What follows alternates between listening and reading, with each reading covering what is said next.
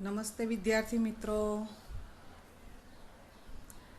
आज हम कक्षा 5 विषय हिंदी इकाई 4 सोच अपनी अपनी इसका अभ्यास करेंगे।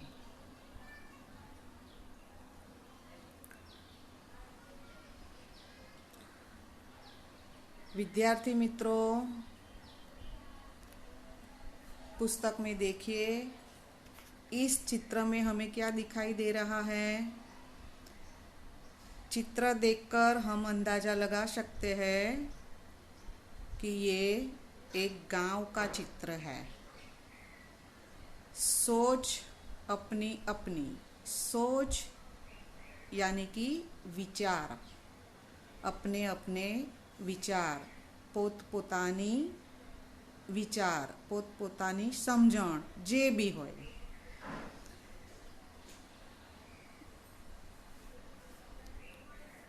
हम सबसे पहले एक उदाहरण से सीखते हैं कि सोच अपनी अपनी, सबकी सोच अलग अलग कैसे होती है। हर एक मनुष्य की सोच अलग अलग होती है। दाखला तरीके एक ટેબલની ઉપર ગુલાબના ફૂલ છે, બરાબર? એની સામે કેટલીક છોકરીઓ છે, કેટલાક છોકરાઓ છે, કેટલીક સ્ત્રી છે, કેટલાક પુરુષો છે। તો આ ટેબલ ઉપર મૂકેલા ફૂલને જોઈને દરેકના મનમાં અલગ અલગ વિચાર આવશે। છોકરીઓ હશે એને એવો વિચાર આવે કે હાય, આ ફૂલ કેટલું સરસ છે, તો હું એને માથામાં લગાવું। સ્ત્રીઓ હશે તો એને વિચાર આવશે કે હાય, આ ગુલાબના ફૂલોની સુગંધ કેટલી સરસ છે। પુરુષોને એવું થાય કે લાઈને આ બધા ફૂલ ભેગા કરીને ફૂલદાનીમાં મૂકું। તો આવી રીતે દરેકને અલગ અલગ વિચાર આવે। કોઈને વળી એવો વિચાર આવે કે લાઈને આ ફૂલોને હું ભગવાન પાસે મૂકું, આ ફૂલોનો હાર બનાવીને હું ભગવાનને ચડાવું। तो ये मैंने उदाहरण दिया, बराबर? तो सभी की सोच अलग अलग होती है। तो यह चित्र देखकर हमें अंदाजा आ गया कि यह एक गांव का चित्र है, बराबर? तो इस चित्र को देखकर हमें सभी प्रश्नों के उत्तर लिखने हैं। सबसे पहले हम चित्र का वर्णन देखते हैं। इस चित्र में सूरज दादा निकल रहे हैं। इससे हम अंदाजा लगा सकती है कि ये सुबह का दृश्य है। सूरज दादा निकल रहे हैं, पास में पक्षियों उड़ रहे हैं, पीछे पहाड़ियाँ दिखाई रही है, पहाड़ी के आगे 2 पेड़ दिखते हैं। वैसे तो कई पेड़ होंगे, लेकिन हमें इस चित्र में 2 पेड़ दिखते हैं। 1 2 3 4 5 घर दिखते हैं, एक मंदिर दिखता है, एक चरवाहा दिखता है, चरवाहा अपनी गायों को चरा रहा है। रास्ते पर से एक किसान या चरवाहा जो भी वो जा रहा है, उसके पीछे एक कुत्ता भी जा रहा है। पास में बगीचे में लड़के और लड़कियां, 2 लड़कियां हैं और एक लड़का है, वो खेल रहे हैं और तितलियों के पीछे दौड़ रहे हैं, बराबर? तो इस चित्र का हमने वर्णन किया। अब हम अभ्यास के प्रश्नों का चर्चा करते हैं। प्रश्न 1, प्रश्नों के उत्तर दीजिए। सूरज निकलने पर पक्षी क्या कर रहे हैं? सूरज निकलने पर पक्षी दाना चुगने निकल जाते हैं। चरवाहा क्या कर रहा है? चरवाहा देखो, चरवाहा अपनी गायों को चरा रहा है। प्रश्न तीसरा, नारियल के कितने पेड़ हैं? नारियल के 2 पेड़ हैं। कितने पेड़ हैं? 2 पेड़ हैं। चित्र में घर कितने हैं? तो देखिए, चित्र में घर कितने दिखाई दे रहे हैं?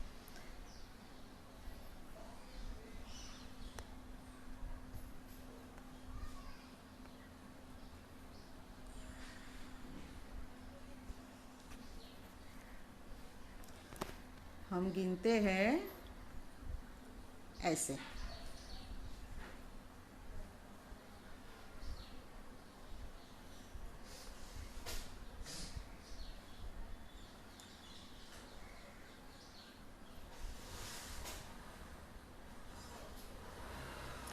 देखिए,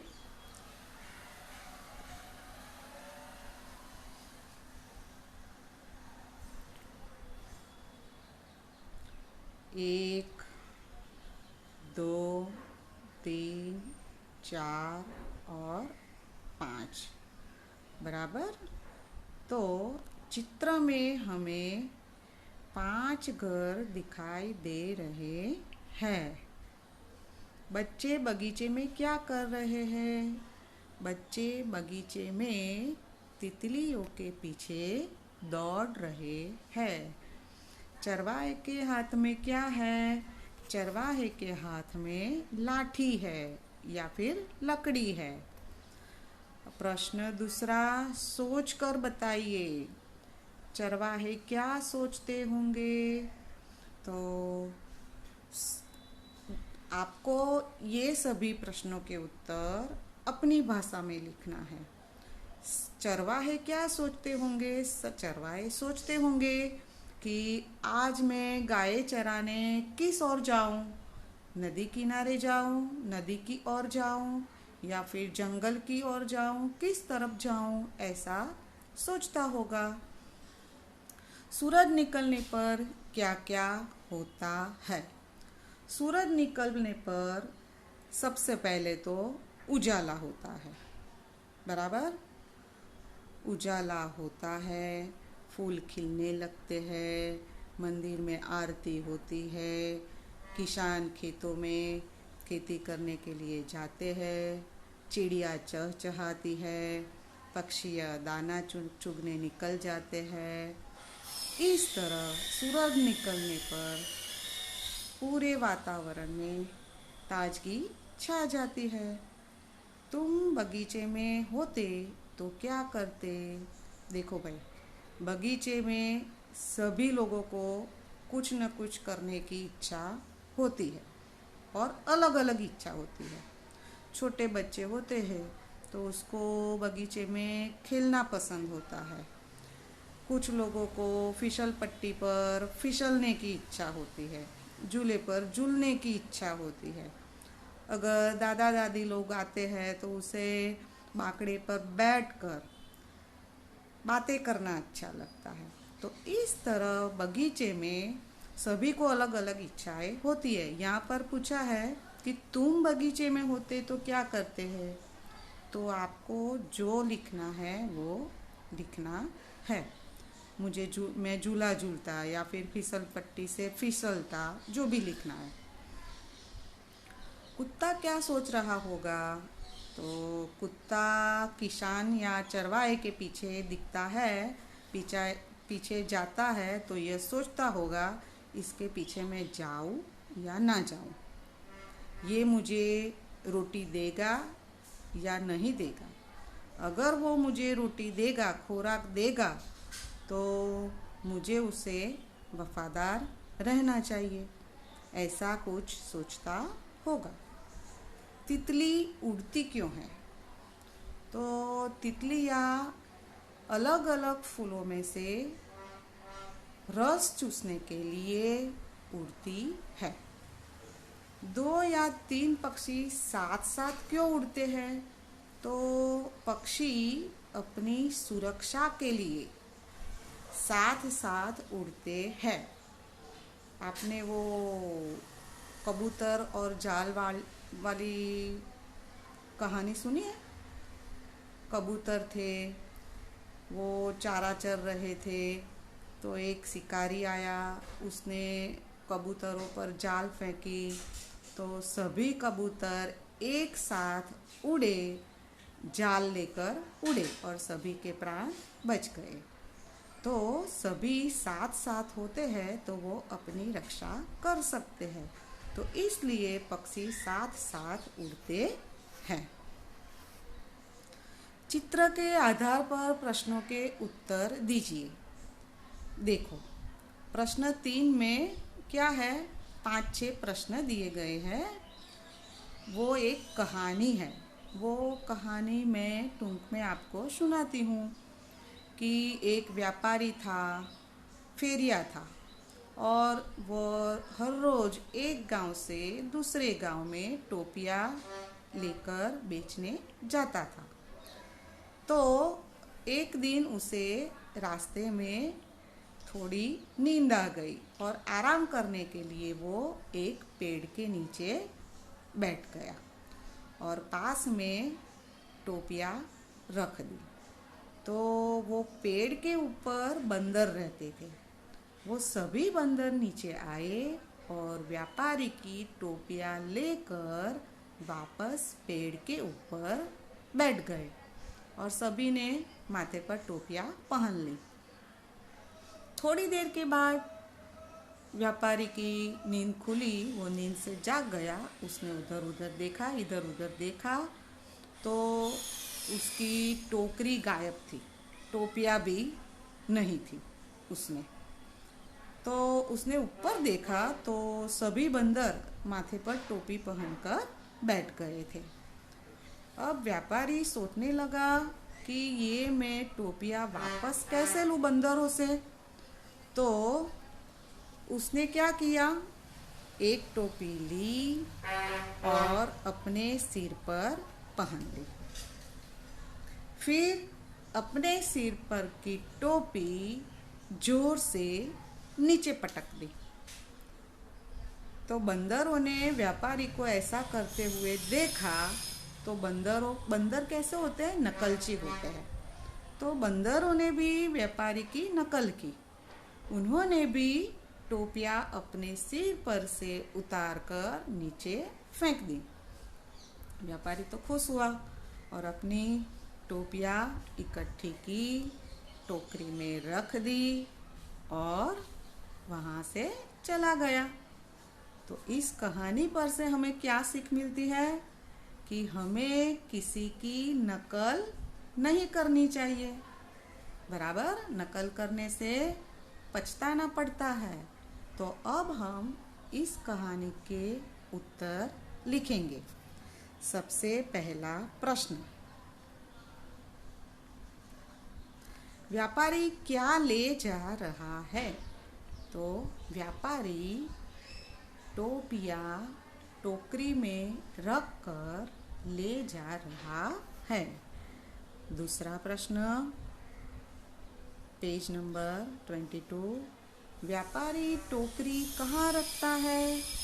व्यापारी टोकरी पेड़ के नीचे रखता है। पेड़ के ऊपर कौन है? पेड़ के ऊपर बंदर है। बंदरों ने टोपियों का क्या किया?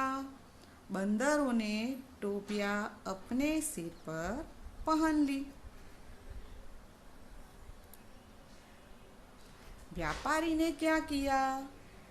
व्यापारी ने एक टोपी ली और अपने सिर पर पहन ली और फिर जोर से टोपी को नीचे पटक दिया। बंदरों ने टोपियां क्यों फेंक दी? बंदरों ने व्यापारी की नकल करते हुए टोपियां नीचे फेंक दी। व्यापारी क्या कर रहा है? व्यापारी टोपियां इकट्ठी करके अपनी टोकरी में रख रहा है। अब हम देखते हैं पेज नंबर 24 पर 24 पर प्रश्न 4। नीचे दिए गए चित्र के आधार पर 5 वाक्य लिखिए। देखो, यहाँ पर भी एक चित्र दिया गया है। उस चित्र में हमें एक बगीचे का चित्र दिखता है। यहाँ पर एक पेड़ दिखता है, घनदार, जोरदार, घटादार वृक्ष दिखाई दे रहा है और उसके पीछे पहाड़ी दिख रही है। पेड़ के नीचे थोड़ा घास दिख रहा है, हरियाली छाई हुई है, हरे हरे घास की पत्तियां हैं और कुछ पेड़ पौधे हैं और उस पर फूल भी दिखते हैं। और बगीचे में एक फिसलन पट्टी दिखाई दे रही है। फिसलन पट्टी के पीछे एक सीढ़ी दिखती है। फिसलन पट्टी के ऊपर एक लड़की ताली बजाती हुई नीचे फिसल रही है। फिसलन पट्टी के पास एक लड़का दिखाई दे रहा है। पास लड़का खड़ा है और लड़की और लड़का दोनों बहुत खुश दिखाई दे रहे हैं। बराबर। तो हमारे 5 वाक्य पूरे हो गए। आपको अपने शब्द में लिखना है। अब हम देखेंगे पुनरावर्तन 1। आगे हम गिनती का प्रकरण देख चुके हैं, पाठ गिनती का देख चुके हैं ना, इकाई 2 गिनती। तो हमें गिनती याद है कि नहीं याद है? अब उसका हम पुनरावर्तन करते हैं। यहाँ पर एक गेम है, उसमें अलग अलग खाने में अलग अलग शब्द लिखे हुए हैं। तो ऊपर अंकों में गिनती लिखी है, बार लिखी है। कितनी है? बार है।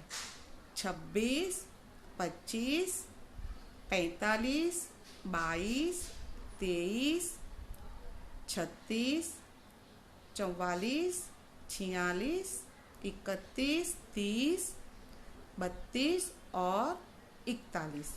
बराबर। मैं पहले 2 करके दिखाती हूँ, फिर आपको सभी बाकी के 10 अपने आप करने हैं। बराबर। सबसे पहले क्या है? 26। तो हमें 26 के ऊपर चौरस करना है और नीचे जो लिखा है 1 से 12 अंक, वहाँ पर हमें शब्दों में लिखना है। बराबर। तो मैं एक दिखाती हूँ, देखिए।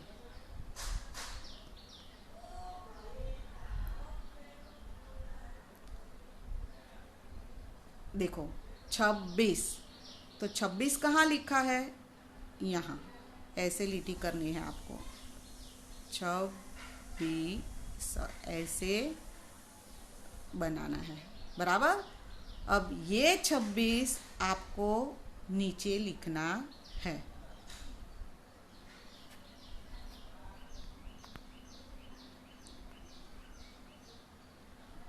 ऐसे 26 ऐसे लिखना है। बराबर। अब दूसरा 25। तो 25 कहाँ लिखा है? देखो यहाँ पर लिखा है।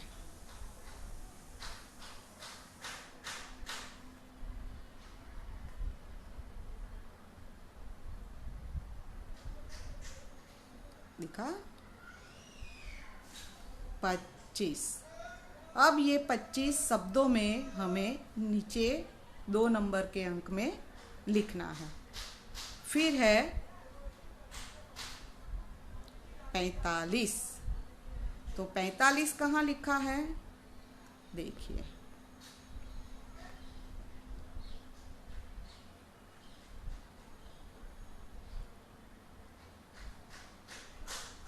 पैंतालीस। ऐसे सभी अंकों को हमें शब्दों में नीचे लिखना है। अब हम पेज नंबर 26 पर देखते हैं। यहाँ पर भी एक कहानी है। दो बिल्लियाँ हैं, एक काली और एक सफ़ेद। अब तीसरे चित्र में देखिए, एक बंदर आया, दिखता है। एक रोटी है, दोनों बिल्लियाँ रोटी के लिए झगड़ रही है। चौथे चित्र में बंदर तराजू लेकर बैठता है और रोटी के टुकड़े करके तराजू में रखता है। फिर जो पलड़ा भारी है, पांचवें चित्र में देखिए, एक पलड़ा भारी है और एक पल्ला हल्का है। तो भारी पल्ले में से रोटी का टुकड़ा तोड़कर खा लेता है। अब चित्र नंबर 6 में देखिए, तो बंदर ऐसे करके सारी रोटी खा जाता है और दोनों बिल्लियाँ पछताती है। अब हमें ये कहानी पूरी करनी है। कंस में शब्द दिए गए हैं। देखो, सही विकल्प चुनकर बंदर बाट कहानी लिखिए। इस कहानी का नाम क्या है? बंदर बाट। कंस में शब्द दिए हैं, सफ़ेद, काली, बंदर, झगड़ने, भारी, सारी, दो, रोटी, भूख, तराजू, टुकड़ा, पछतावा और हल्का। तो अब हम खाली जगह देखते हैं। एक बार की बात है, दो बिल्लियाँ थी, एक खाली जगह और एक खाली जगह। तो पहली खाली जगह में लिखेंगे सफ़ेद और दूसरी में लिखेंगे काली। देखो मैं दिखाती हूँ। एक में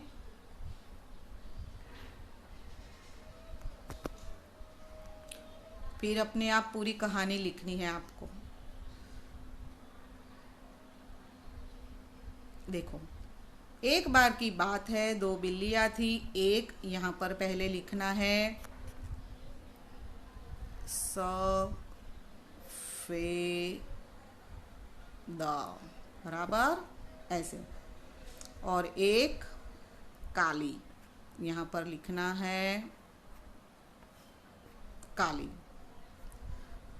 आप अच्छे राइटिंग में लिखना। दोनों को खाली जगह लगी। दोनों को क्या लगी? भूख लगी। भूख, बराबर। उन्हें एक खाली जगह मिली। क्या मिली? रोटी मिली। वे एक रोटी के लिए क्या करने लगे? झगड़ने लगी। इतने में एक बंदर आया। वह खाली जगह लाया। वह तराजू लाया। उसने रोटी के टुकड़े किए। कितने टुकड़े किए? 2। उसने टुकड़े तराजू में रख दिए। तराजू का एक पलड़ा भारी था तो दूसरा हल्का। उसने भारी पलड़े के टुकड़े में से थोड़ा सा टुकड़ा तोड़कर खा लिया। इस तरह उसने खाली जगह रोटी खा ली। सारी रोटी खा ली। दोनों बिल्लियों को बहुत खाली जगह हुआ। क्या हुआ? पछतावा हुआ। बराबर। अब हम प्रश्न 4 देखते हैं। अपनी पाठशाला के बारे में 10 से 12 वाक्य बोलिए। तो आप अपने विचार से, पाठशाला में आते हैं ना आप, तो अपनी पाठशाला के बारे में 10 से 12 वाक्य बोलना है। आपको क्या करना है? बोलना भी है और अपनी नोटबुक में लिखना भी है। अब प्रश्न 5, आपको पाठशाला में पहलू क्या क्या पसंद है? तो आप अपने हिसाब से जो मन में आए वो लिख सकते हैं। जैसे कि मैं बताती हूँ, कि मुझे पाठशाला में हर रोज प्रार्थना करना पसंद है, बराबर। मुझे मुझे पुस्तकालय में पुस्तक पढ़ना पसंद है। मुझे पाठशाला में राष्ट्रीय त्योहारों का जो आयोजन होता है, राष्ट्रीय त्योहार मनाना अच्छा लगता है। मुझे पाठशाला में अलग अलग प्रवृत्तियों में भाग लेना अच्छा लगता है। तो आप अपने हिसाब से जो आपको पसंद है वो लिखना है। और दूसरा, क्या ना पसंद है, तो आपको पाठशाला में क्या पसंद नहीं है वो लिखना है। तो आप ऐसा लिख सकते हैं कि मुझे दूसरे बच्चों के साथ लड़ना झगड़ना पसंद नहीं है। और कई लोग, कई बच्चे, कई विद्यार्थी नाश्ता करके या फिर अपनी कॉपी में से पेज फाड़ कर इधर उधर गंदगी करते हैं, वो मुझे पसंद नहीं है। आप कुछ भी लिख सकते हैं अपने विचार से, बराबर। तो आपको अब क्या करना है, कोई भी एक कहानी अपने शब्दों में लिखनी है और अभ्यास के सारे प्रश्नों के उत्तर अच्छे राइटिंग से अपनी नोटबुक में लिखना है।